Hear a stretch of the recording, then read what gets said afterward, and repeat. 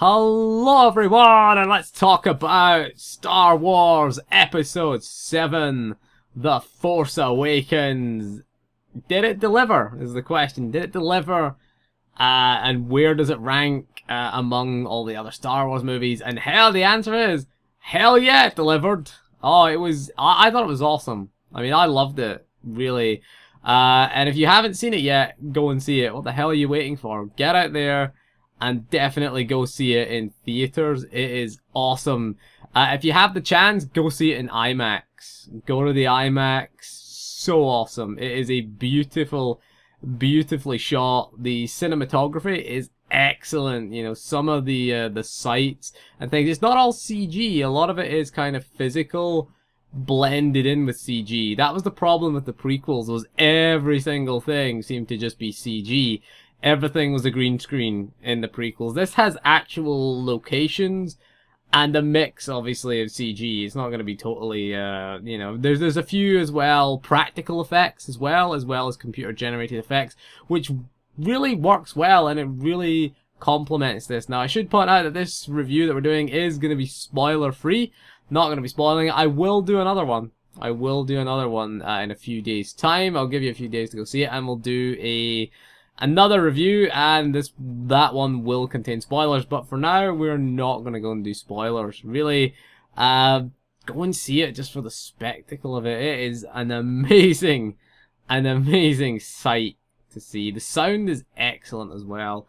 They really have nailed Star Wars look, feel, and sound. Some of the imagery in it and the shots are just fantastic. Okay, they really are amazing. I saw it at the Glasgow Science Centre, which has the biggest cinema screen in the UK. Okay, it's 60 foot tall, this cinema screen, and god damn it, I do not regret that. It was so awesome. Some people say go see it at the regular screen and then go see it in IMAX. For me, it was Star Wars. You know, it's Star Wars. You want to get the sort of big special effects. I'd love to see certainly the original trilogy in the IMAX. I know it is, I think it's coming back in January in the UK, apparently. It was showing in November as well. I think they were showing it in the IMAX. But they are going to show it again. So I'm definitely going to go and see the original trilogy in the IMAX, because my god, is it good? Is it good there? It is such a good, massive big screen in 3D, which, again, I'm not a big fan of 3D, but, you know, it didn't detract from it. It didn't really add anything to it, but it didn't really detract anything from it. I went to see it in IMAX 3D. Definitely worth the extra money, because you really appreciate the sense of scale and the scope of it in the IMAX. Having a 60-foot screen really does give you that sort of sense of scale, really. I'll talk about the characters. We'll start with the sort of the new stars. We've got Rey and we've got Finn, which I think were very good. They were very well acted. I really liked those two. I didn't really pay much attention. A lot of people gave it hate, you know, a lot of hate for those two, and I don't know why. Maybe it's because they were different. But they certainly were very well acted, those two. And they were really good. They were really... I loved the way the humor worked kind of between them. It was kind of... didn't feel forced. Felt very natural, especially when they kind of first meet, and there's a good bit of humor between the two of them. The droid as well, BB-8, provides a little bit of comic relief. Not overbearing, not Jar Jar Binks overbearing, but just at the right time, you know, kind of they got the pacing right, certainly, with the movie. That was one of the best things that they did, was the pacing was correct. It had the right amount of action scenes, and then just the right amount of downtime. The problem that the prequels had is there was just far too much kind of sitting and talking, and too much downtime. This one, they really nailed it. They had the right amount of action. Opens with a big bang, literally with a bang, we'll say that. It opens... The first kind of 20 minutes are excellent in terms of they're just kind of non-stop action. Then you get that little bit of a lull, then you get a bit more action, and then we get a little bit of a lull in the middle of the movie, which sets up the climax, which is excellent. I think they do a really good job of... Certainly pacing is very spot on, almost works perfectly. You know, it's not quite perfect, but it just, you know, it's good. It's certainly a lot better than the prequels. In terms of the original trilogy, where does it rank? I don't think it's as good as the original trilogy. I think it does rehash a little bit too much from the original trilogy, to be honest with you. And, you know, also, but it doesn't, it's way better than the prequels, at least. The prequels were pretty bad. They haven't aged well at all. I watched episode 3 recently, and, you know, it hasn't aged well. Some of the effects haven't aged well. Time will tell, but I think practical effects tend to just age that little bit better. So the use of practical as well as CG effects were pretty nice, you know, and some of the characters, Han Solo steals the show. Han and Chewbacca back again, back together again. They are home. You know, it's a great line that they have. We're home. That line's from the trailer. That's not a spoiler. But they really steal the show. Harrison Ford, awesome as Han Solo. Really, you can't have anyone else in that role, really. He steals the show. Really does. And that's saying something, because the other actors and actresses are really doing a good job. I mean, I like Poe. I like the character of Poe. He was pretty cool. He's the not Resistance, is not the Rebellion, Resistance pilot. He's pretty good. He's pretty cool. Finn and Rey are awesome. I like the fact that there's a little bit of a kind of bait and switch almost with those two, which is quite interesting. Try not to get too spoilery, but the trailers show them going a certain way. And I like the fact that it kind of just, there's a little bit of a twist there with them that you need to watch the movie to see. I like that. I really, really like that. We won't tell you what the twist is, and we won't really tell you what happens, but this is the spoiler-free one. I thought Carrie Fisher did a good job as well as Princess Leia, obviously, or General Leia Organa, she is now.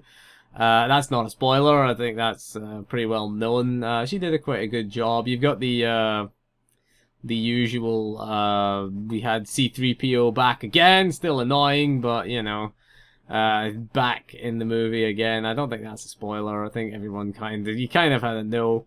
But yeah, it's really good. Harrison Ford, excellent. Chewbacca, excellent. Han and Chewie really work well in this movie. You know, they play off each other really well, and, you know, you can tell this is what Han Solo has been doing for the last 30 years, you know, after Return of the Jedi. It is fantastic. We'll move on to the villains of the thing. And the villains, I don't think is where the kind of thing kind of started to not work with the villains. We had the sort of 3 kind of main villains. You had the big bad guy, who was Snoke. I guess that's how you say it. Didn't get a lot of him, but I think that's a good thing. Okay, we didn't get a lot, but I guess they're saving him, because this is the first part of a trilogy, episode 7, so they're definitely saving him more for episode 8, episode 9, at least, before we see more of him. That's fine. I'm okay with that. I was okay with that. They introduced him. It's fine. And, you know, they refer to him as a supreme leader, Snoke. I don't think he's a Sith, to be honest with you. He's never referred to as a Sith Lord or a Darth either. He's always or Emperor. He is referred to as Supreme Leader. Maybe a different type of enemy as well. The other bad guy, his name I can't remember, who's like the Imperial. He's the sort of Grand Moff of the First Order, I guess. He's called he's Admiral or something like that. I can't remember his name. I actually can't remember his name. Quite forgettable, to be honest. That's why I can't remember his name, to be honest with you. But yeah, he felt a bit kind of forgettable. And then there was, of course, Kylo Ren. I don't know how to say it. Kylo Ren. I'll call him Kylo Ren. For now, who is the big bad? He's the kind of main sort of antagonist of the movie. He's the sort of Darth Vader, if you will. Snoke is, I guess, your Palpatine, and the other guy, the Admiral dude, is your Governor Tarkin type guy, Peter Cushing type guy. As out of the 3, I think Kylo Ren starts the movie really well. Starts as a badass, complete badass. Works really well. Starts to kind of unravel a little bit as we go on. I call it BioWare syndrome. I'm gonna call that. He suffers from BioWare syndrome because he does get nerfed. let's talk about that. He gets nerfed towards the sort of final third of the movie. He kind of gets a bit nerfed. Maybe J.J. Abrams is, you know, taking a cue from BioWare there. It's like, oh, start off strong, nerf him. Okay, he does get a big kind of nerf down, in my opinion. He's not quite, you know, it's difficult shoes to fill because he has to fill Darth Vader shoes. In the movie, he's trying to fill kind of Darth Vader shoes as well. You know, you've seen the scene in the trailer where he's got the Darth Vader helmet and he's talking to that, you know, that is an interesting scene. Not a spoiler, again, it was in the trailer. But he's trying to fill Darth Vader's shoes both in the movie and in the sort of franchise as well. He's trying to fill, and those are big boots to fill.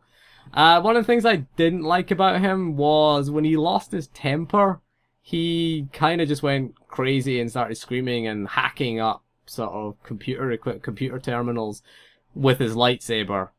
And for me, it kind of just felt like he wasn't really that intimidating or angry. He was just having a temper tantrum. He's just like a kid having a temper tantrum. For me, if you compare it to Vader in Empire Strikes Back, when someone gives him bad news or, you know, fails him, what does he do? He just stands there and chokes the life out of them. Okay? It's his intimidating presence that sells how angry he is, and the fact that he's just choking the life while doing very little. Doing little, saying a lot, really. That's what he's doing. Very little action, but it's his intimidating presence because everyone else in the room is watching that person who failed him get the life choked out of him. He is standing there emotionless. You know, he's standing there and says, "Do not fail me." And then he promotes the next person to Admiral and then says, "Do not fail me" again. Works, really works well. This kind of going crazy with the lightsaber thing didn't really work for me. But that's just a little bit of a nitpick in a thing. I thought he is an interesting character. Certainly interesting. Would like to see, definitely going to see more of him. Whether he's a Sith or not, again, nobody refers to him as Darth or Lord. They just refer to him as Kylo Ren. Okay, so whether he's a Sith, whether he isn't, he's certainly a Force user, he's certainly a dark side Force user, there's no doubt about that. There's very little doubts. You see that from the trailers as well. His crossguard saber actually does find a use, which is quite interesting. You know, that's not really a spoiler. He actually finds a good use for that. We won't say where, we won't say when, but he does find a good use for those two bits on the side, the two little vent things on the side. Actually does come in handy. That was quite a nice little nod there to anyone criticizing it. I think was you know, does use it for something. You know, he finds a use for it, which is quite good actually. But yeah, we'll talk a little bit about the ending of the movie. The ending was excellent. It's very, very similar in sort of theme and tone to A New Hope. Okay, it's very, very similar to Episode 4. Basically, if you think about Episode 4's kind of two big sort of end kind of action sequences, the Death Star escape and the Death Star trench run, if you think about both of them stacked on top of each other, that's how to describe the ending. It's both of them occurring in parallel rather than as a series. So I think it worked pretty well.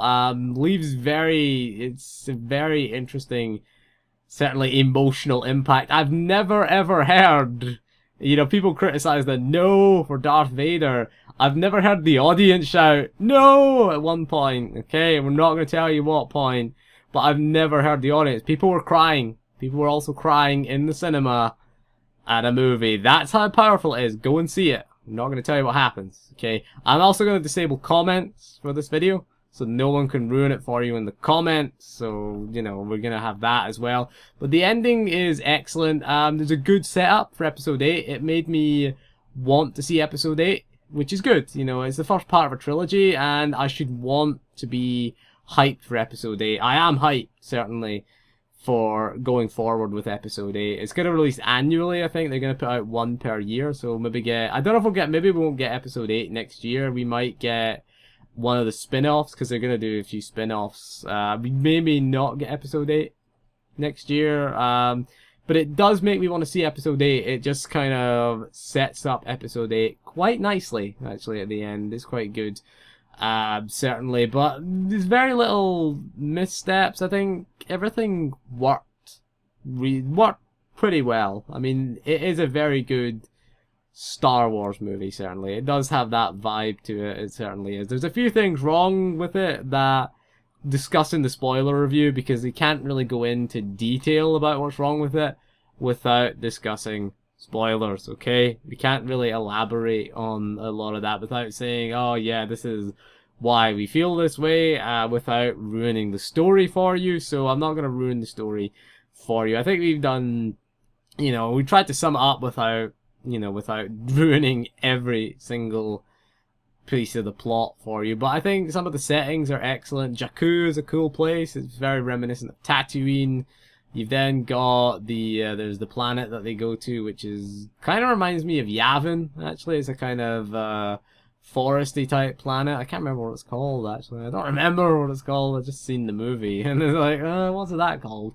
I have to see a movie 2 or 3 times before I get everything, so will I go see it again? Maybe go see it at a regular cinema, see what the difference is. Just go and see it on a regular cinema screen. But yeah, it was certainly looked amazing. Okay, you need to go and see it. Stop sitting watching this review. Get out there. Go and see Episode 7, The Force Awakens. It will not let you down, I think, in terms of your expectations. If you're expecting it to be better than the original trilogy, no. If you're expecting it to be better than the prequels, that's the good thing, is that the bar is set pretty low, because, the prequel's not that hard an act to follow. So I guess maybe expectations were maybe a bit tempered. It did have a lot of hype, as any Star Wars movie will have, but I think for the most part it generally did live up to most of the hype, and that's what you want to see. There were a few missteps, but again, we'll discuss them later on. But anyway, that is all for this video, so thank you for joining me, and we'll see you again soon. We'll do the spoilery one in a few days, okay? So we'll give you a few days to go and see it. Don't watch it if you haven't seen the movie. We'll put that out as a warning, and we'll put warnings up. Please don't watch it if you haven't seen it. But anyway, thank you for joining me, and we'll see you again soon, and goodbye.